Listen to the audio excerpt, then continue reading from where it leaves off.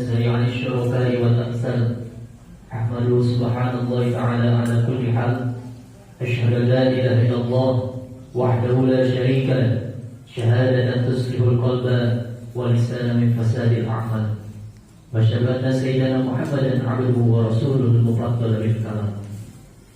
أما بعد, yang saya hormati, yang menjadi panutan saya dalam bidang tasawuf, Kepala Kantor Wilayah Kementerian Agama Provinsi Kalimantan Utara, Al-Ustaz Haji Suryansyah SHG MPD, yang sama-sama kita hormati Kepala Kantor Kementerian Agama Kota Tarakan, Bapak Haji Muhammad Sabiran SHG MM, yang saya hormati ya Syaikhi, ya Syaikhun al-Kiram, guru saya dan mungkin guru kita semua, Al-Mukarram Al-Alim Al-Allama ya Haji Abdul Somad LC MPDI, anku beribadah di kehormat Bapak dan Bidir Kang Haji Sofyan SHG MPD, yang saya hormati istri Pak Haji Suryansyah selaku Kepala Ketua Dharma Wanita Provinsi Kalimantan Utara, yang saya hormati pembimbing saya sebagai penyuluh kantor urusan agama Tarakan Utara, Ustaz Haji Syamsuddin. Amin. Karena kalau kantor wilayah, kalau naik ke kantor wilayah nanti naik haji, berarti kita harus ke wilayah.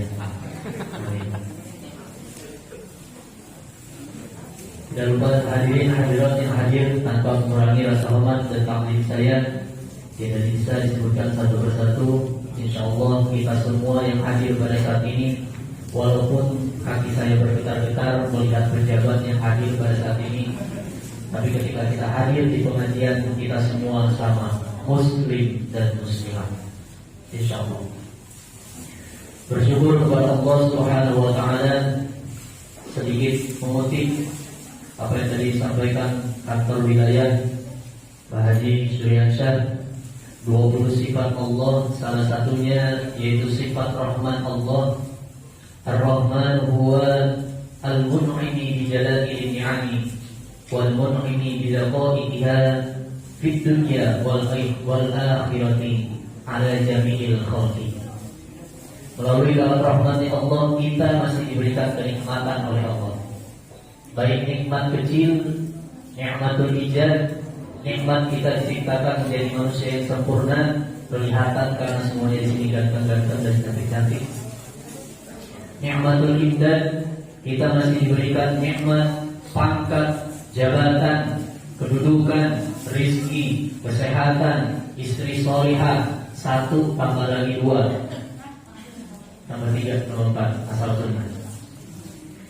Dan masih banyak kenikmatan-kenikmatan yang kita rasakan pada saat ini. Terlebih-lebih nikmat yang paling sangat kita inginkan dan kita nanti-nantikan dan kita harapkan, siapapun orangnya, dia muslim yang taat beragama ataupun tidak taat beragama, pasti dia mengharapkan nikmat tersebut, yaitu nikmatul iman wal Islam.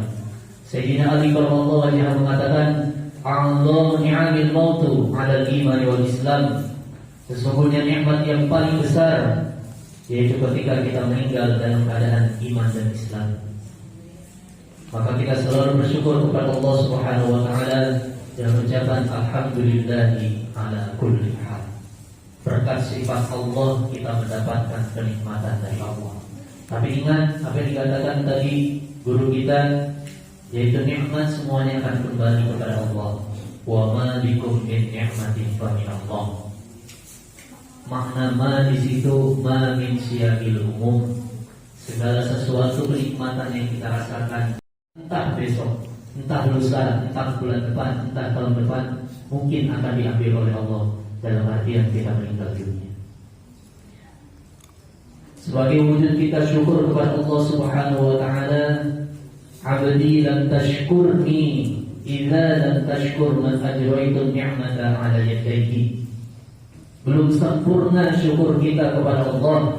Belum dikatakan kita bersyukur kepada Allah kalau belum bisa bersyukur kepada sosok makhluk yang dicintai Allah, yang memberikan iman, Islam, ihsan, memberikan pengetahuan kepada kita, yaitu Nabi besar Muhammad sallallahu alaihi wasallam. Sehingga setiap kita naik ke mimbar, khatib, berceramah atau berdakwah, maka kita selalu menyandingkan syukur kita kepada Allah dan syukur kita kepada Nabi Muhammad sallallahu alaihi wasallam dengan ucapan Allahumma shalli ala sayyidina Muhammad wa ala ali sayyidina Muhammad. Ketika melihat peringatan Isra wal Mi'raj, maka semua yang hadir pasti mengetahuinya. Tidak mungkin tidak ada yang mengetahuinya. Maka saya berdiri di sini bukan menggurui, karena saya masih kecil dan kelihatan juga kurus dan paling muda di sini. Justru saya harus banyak belajar dari guru-guru saya, dan alhamdulillah ketemu dengan guru saya, Kang Haji Sofian, yang mendidik saya di Paguyuban Sunda.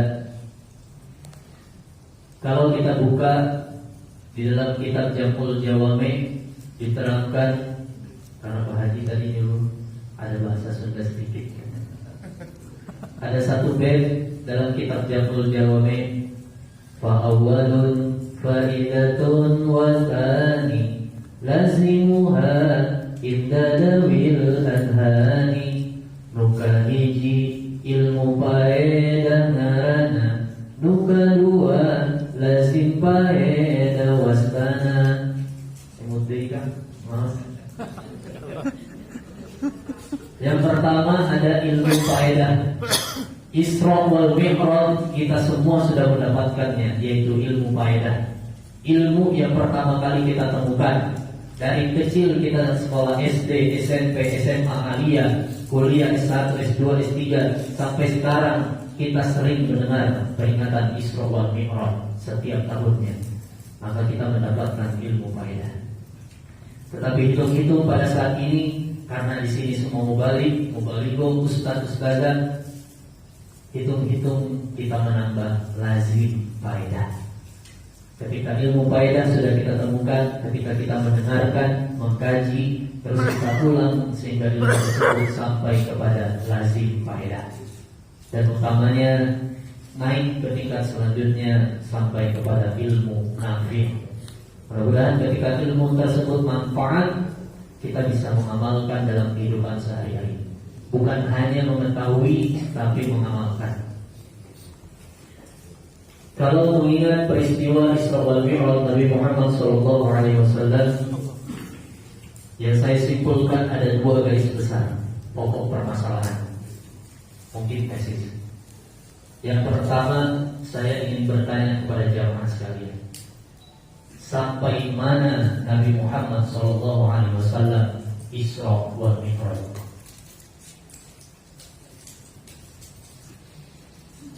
Sampai mana, Bu? Pak? Maka kita samakan jawabannya sampai kepada Allah Subhanahu wa Ta'ala. Titik garis besar. Kalau kita menjawab sampai ketemu Nabi Adam, jelas sampai ketemu Nabi Adam, tapi naik ke langit selanjutnya. Sampai ke Nabi Ibrahim, timbul pertanyaan baru. Apakah sampai di Nabi Ibrahim saja? Timbul pertanyaan, naik lagi. Naik ke langit yang akhirnya sampai ke langit Sidratul Muntaha dan bertemu dengan Allah Subhanahu wa Ta'ala. Sama halnya ketika pada tadi pagi hari, saya khususnya kemarin kaget ketika guru saya mengebel, disuruh ngisi di Kementerian Agama, mendadak mau pingsan deh, karena malu, karena belum pantas. Ketika ada undangan, maka kita sampai kepada undangan tersebut. Ketika Nabi Muhammad SAW Amul Husni, di tahun kesedihannya, ditinggal oleh Abu Thalib dan ditinggalkan oleh Siti Khadijah Al-Kubra, merasa kesedihan, maka Allah memberikan penghapus kesedihannya.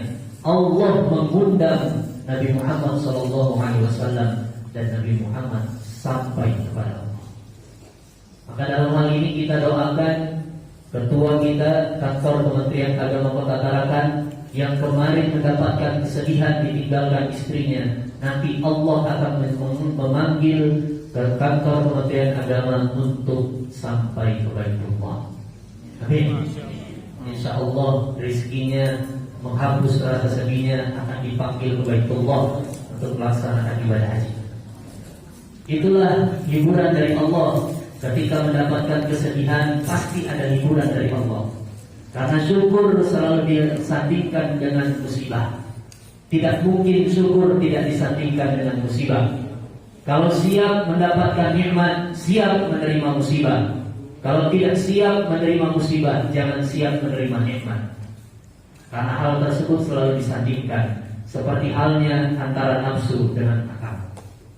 Kalau kita buka Isra dalam tafsir Munir diterangkan adalah perjalanan di malam hari.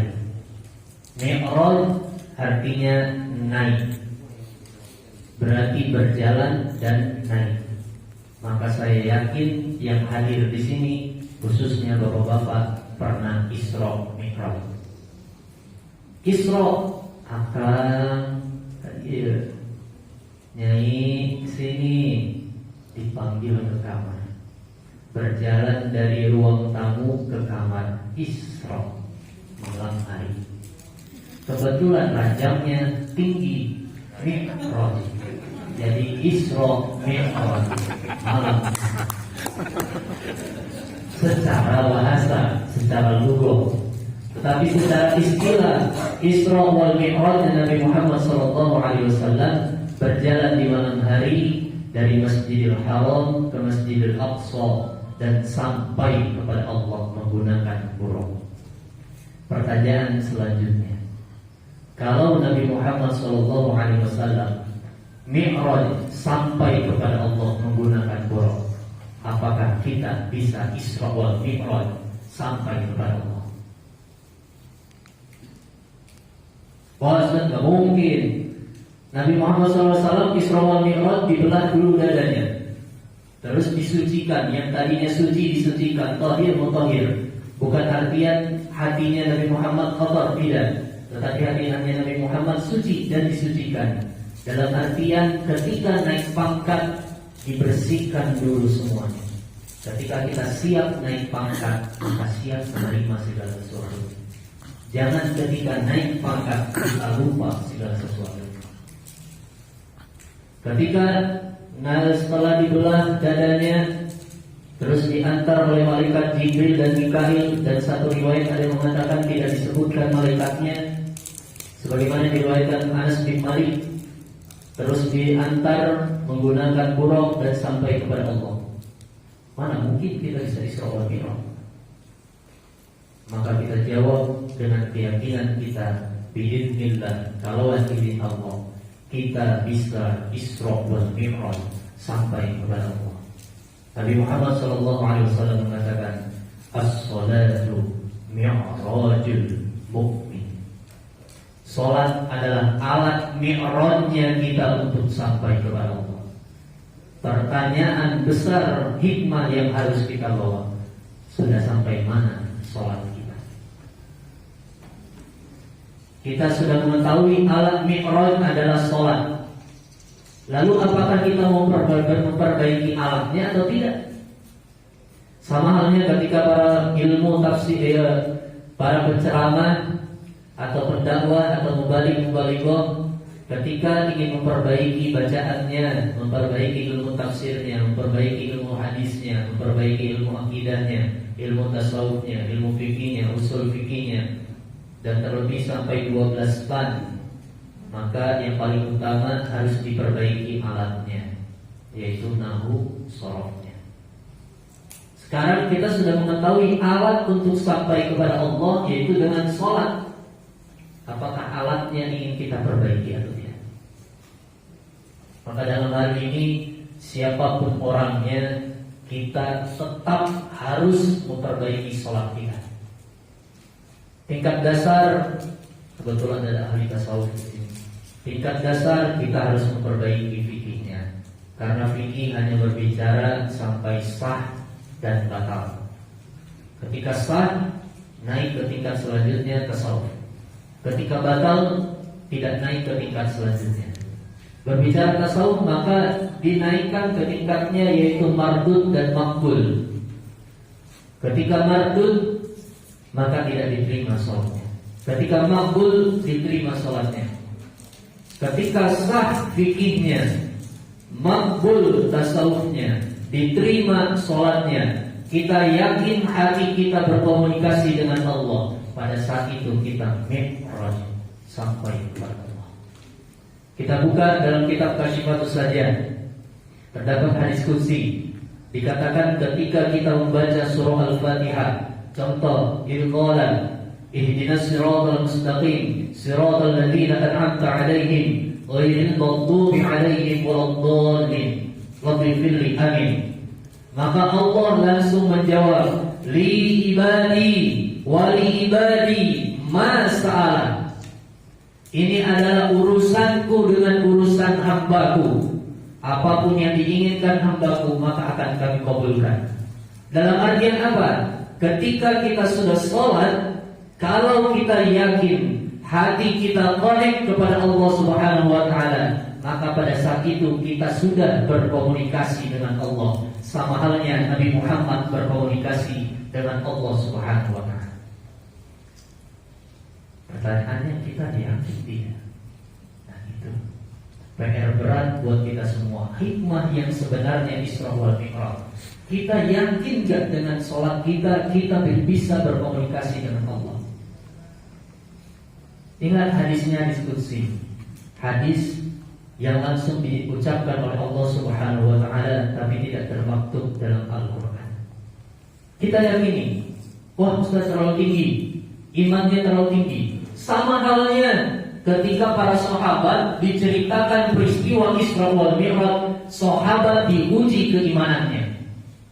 Ya, hingga ini Nabi Muhammad bisa Isra Mi'raj, tidak sampai 1 hari sudah kembali lagi, tapi jasadnya masih ada. Kalau kita ada pada saat itu, maka keimanan kita akan diuji. Pasti diuji. Tapi alhamdulillah, salah satu sahabat yang termaktub dalam kitab Aqidatul Awwam, qad faza siddiqum bi tasdiqin lahu wa bil muruji sidqu wa fa'lahu. Salah satu yang mempercayai bahwasanya Isra Mi'raj yang pertama kali yakin Nabi Muhammad SAW sampai kepada Allah, yaitu sahabat Abu Bakar As-Siddiq, sehingga termaktub dalam kitab Aqidatul Awwam. Tauhid dasarnya kita. Wa qawla hijratin Nabiil Isra min Makkah al-lailal likulsi yudra wa ba'da Isra'in urujul Islamah hatta ra'an nabiyyu rabban kallaman min ghairi kaifin wan isarin waftarat alaihi khamsan ba'da khamsina farat wa ballagha ummata bil isra'i wa fardu khamsatin bilam tira'i qad faza siddiqum bitasdiqin lahu wa bil muruji sidqu wa fa'ahlahu. Kalau kita pelajari, jangan belajar kitab tinggi, tapi kitab dasar dulu.